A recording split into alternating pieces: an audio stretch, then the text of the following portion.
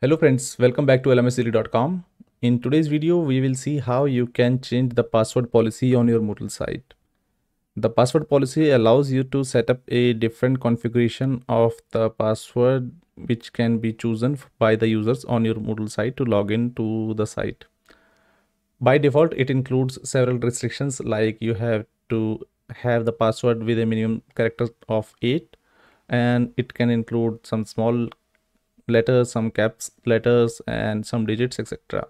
So I will just show you how you can update that password policy based on your institution requirements. Such as for primary school kids, you want the password policy to be kept simpler so that they can choose easy passwords and so on. So I'm logged in as this admin on this site, and I will be just going to this site admin page. Now under the general section, just scroll down until you see the security section. Under this security sections, you need to click on the second link, site security settings. Now here on this page, site security settings, you need to scroll down a bit until you see something like password policy. So here, if you check this box, then the Moodle will check whether the user passwords are according to the password policy which is mentioned below or not. So if you want to disable it completely, you can just uncheck this and then it will not check. But I will just keep it checked, and then here you can define the password length.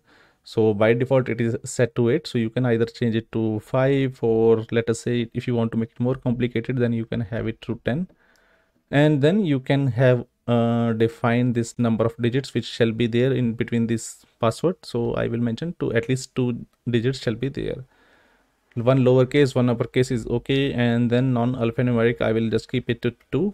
And then you can also define consecutive identical characters. So here the passwords must not have more than this number of consecutive identical characters. So here I will be just mentioning 1 here, so that there shall not be more than one instance of consecutive identical characters in the password.